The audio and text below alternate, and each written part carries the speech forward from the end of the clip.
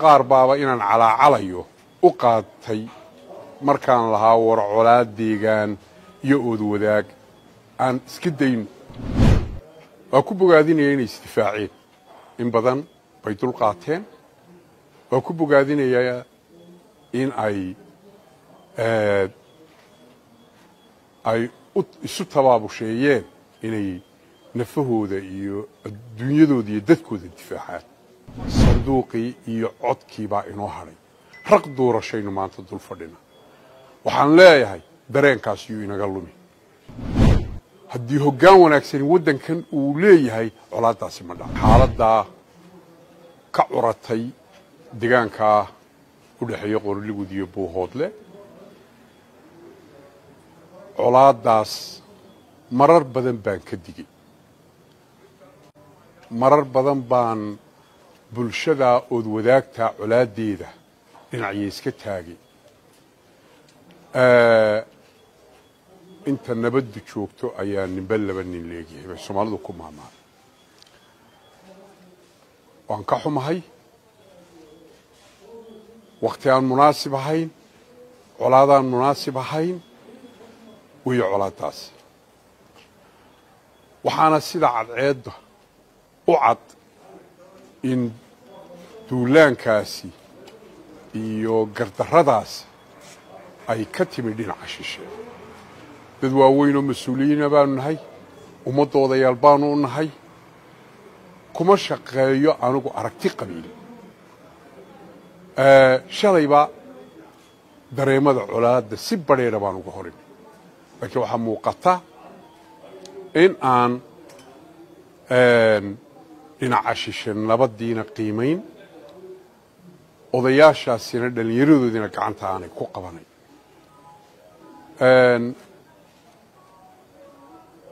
maanta waxba odhan maayo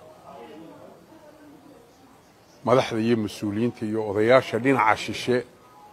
waxba odhan maayo marar badan baan hadallaydiyo qaar baaba inaan calaacalayo u qaatay markaan lahaa war colaad deegaan iyo ood wadaag aan iska dayno aan ku mahmaahayay saddex lalooma coloobo nin codkaaga yaqaan nin cagtaada yaqaan iyo nin ciddaa tahay yaqaana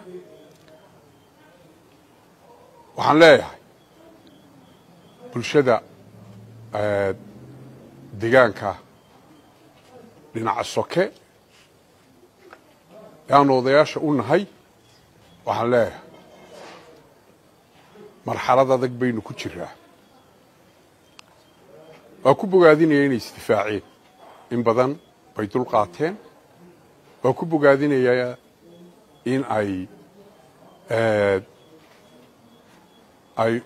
isu tabaabusheeyeen inay nafahooda iyo adduunyadooda iyo dadkooda difaacaan dareenkaasaan la qabnaa dareenkaasaan la wadaagaynaa marna ku talin mayno dulmi iyo duulaan laakiin waxaanu kula barbar joognaa inay isdifaacaan oo dadkooda iyo dunyadooda difaacaan waxaan leenahay dalkan doorashuu u dhaqaaqay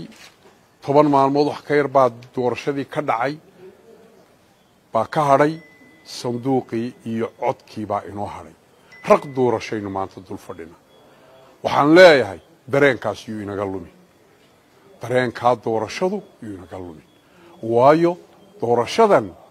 waa tii jaangoyn lahayd hoggaamiyihii ummaddan iyo qarankan haddii hoggaan wanaagsan waddankan uu leeyahay colaadaasi ma dhacdeen qaabkaana umay dhacdeen amintaana may dhacdeen ummaddani hoggaan fiican ayay u baahan tahay waxaynu kala dooranaynaa laba adag maanta dariiq saxa iyo midaan saxayn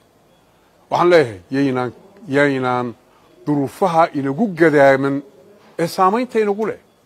oo inaan dafiri karayn iyo inaga duwin dariiqii doorashada waynu kari karnaa inaynu labadaba isku hayno gacan aynu isku difaacno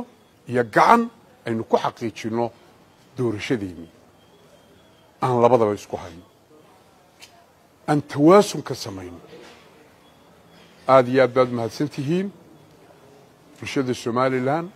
لما أنتوبة وحن لا يهي وقباقياه إنه نودي يرجعون الدور الشذا وحن لا يبلشذا تغير isbedelka aynu u baahannahay bay ka mid tahay waxyaalahan sidii loo xalin lahaa urur siyaasadeedka ka isagoo bulshadiisa la dareen wadaagaya gobolada Togdheer iyo Sool iyo Sanaag barnaamijyadii berito waxaanu goosanay inaanu joojino oo hakino laakiin gobolada galbeedka waa laga barnaamijaya berito waa maalintii ka dhammaanba madaxda iyo mas'uuliyiinta urur siyaasadeedka ka ee gobolada iyo deegaanada gurmadada ku tagay dhammaantoodba haday yihiin xildhibaano haday yihiin howlwadeenno waan wada bogaadinayaa dhammaantoodba salaadiinta iyo waxgaradka iyo odayaashana iyagana si gaar ah baan u bogaadinayaa